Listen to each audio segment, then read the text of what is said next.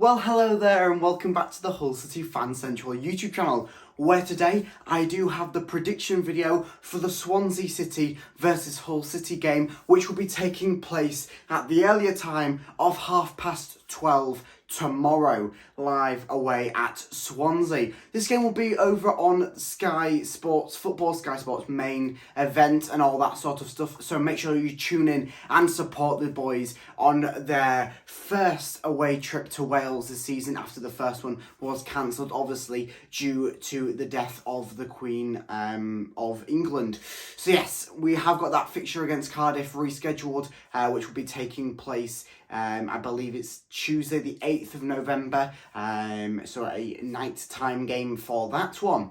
But this game, in this video, I'll be going over my Hull City predicted lineup, who I think will score, and then also a bit of extra information about both sides heading into this clash, which should be hopefully a very good one and should hopefully send us back on to the winning track after we haven't picked up after we've only picked up one win in 5 games, So yeah, a very tricky patch we're going through, but hopefully we can turn this around on this first Wales weekender, if you want to call it that. So let's go into my Hull City starting lineup prediction.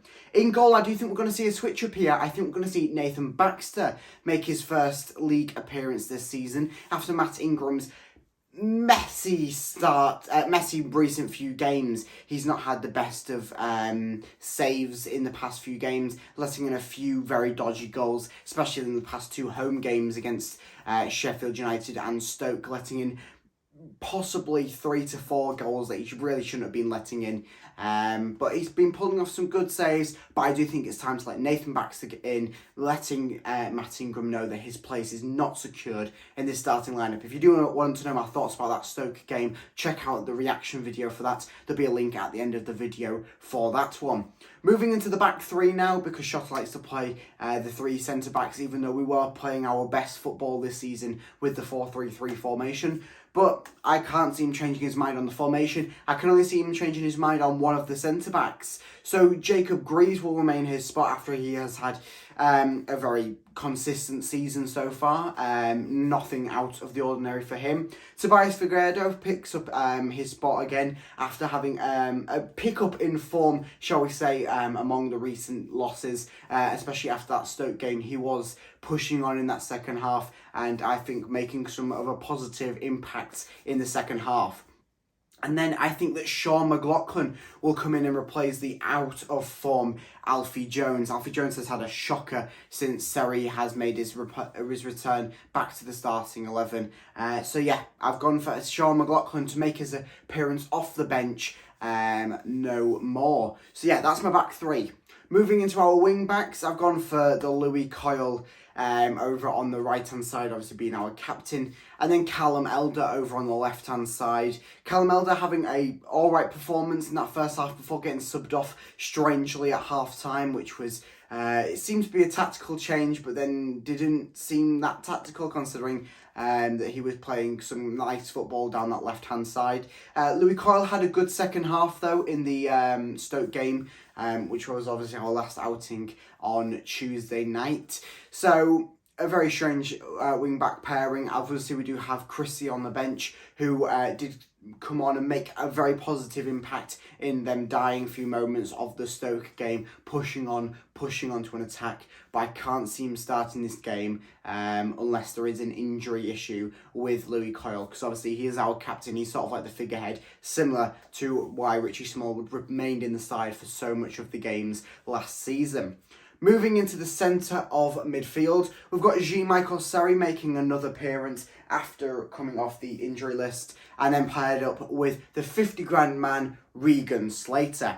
So it's a nice central defensive midfield pairing, that 2 fantastic players who are just picking up, and I can't wait to see, once we have a bit of momentum under us, can't wait to see what these 2 do as a pair.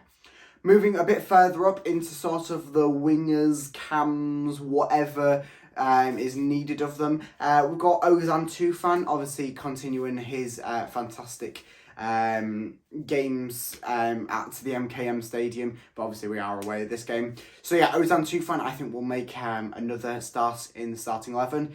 And then over on the other side, I do think Dimitrios Pelkas will make a start after having a fantastic appearance off the bench in the Stoke game, being one of the most creative players on that pitch, full stop, in that second half when he came on. And he was just really electric on that ball, making some brilliant moves. I think one of his first real movements on the ball was going past two defenders and sending it into the box, which led on to, I think, Estupiñán hitting the woodwork. So not too bad there. Obviously, we do not have Ryan Longman in the starting 11 after his shocking performance yet again against Stoke. He's just not been performing as well since we got that contract signed back in January. So I do think that mainly after that 89th minute sitter that he missed, I do think that he'll sit out of this one on the bench. And then the one man up top, Oscar Estupiñán, which still leads the league in goals scored.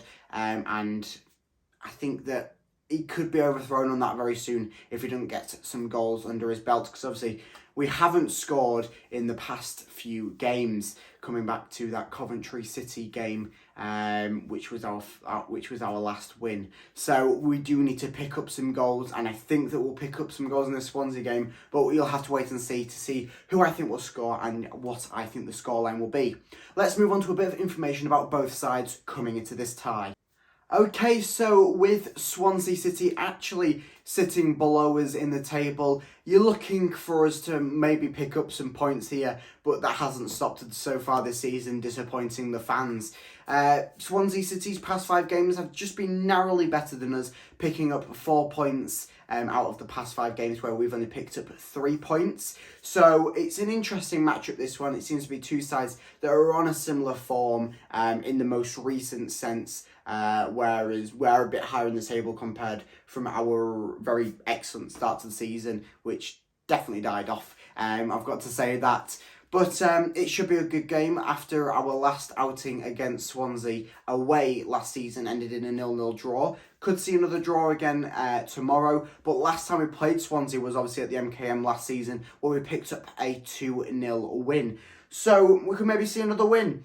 Everything's pushing towards a draw or a win in our scenario, but that kind of happened with the Stoke game, and we managed to bottle that one 3-0. So we'd like to at least pick up a point. I did say in that Stoke reaction video that I'd be happy with a point, but I think that most crucially we need 3 points just to have that momentum coming into the international break, which will really test us, especially with having quite a few players going away on international duty. If we do not pick up some points before then, it's really going to look hard for us to pick up the pace after the international break. And we know how good Hull City are at picking up points the game or 2 games before international breaks. So hopefully that'll be in our favour. Let's go on to my official match prediction. Okay, so in this game, I do think, similar to the Stoke game, I do think that we're going to win with a 2-0 victory. So I'm hopefully not going to be jinxing us with 2-0 victories, as I did predict that for the Stoke game, and it didn't quite end up as a 2-0 victory for anyone. So I do think it's going to be a 2-0 win for Hull City, picking up our first away win of the season, which would be a crucial win as well in our projection for the season.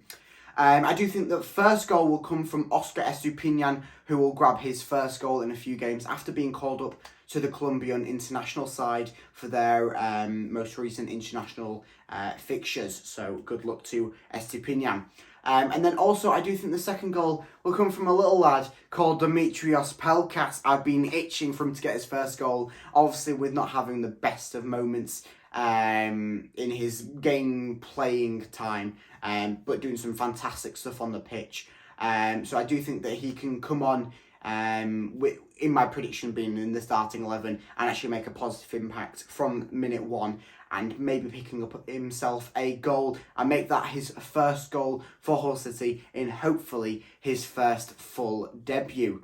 So let me know down in the comments what you think the score will be and who you think will score, and any other bits of extra information that you think that you agree with or disagree with me that I have said in this video. So let me know down in the comments what you think. But this has been the Hull City Fan Central YouTube channel. Make sure you like and subscribe so you don't miss any other Hull City news and content, as I will have a match reaction coming out after the game tomorrow. So stay tuned for that. But this has been the Hull City Fan Central YouTube channel. Goodbye.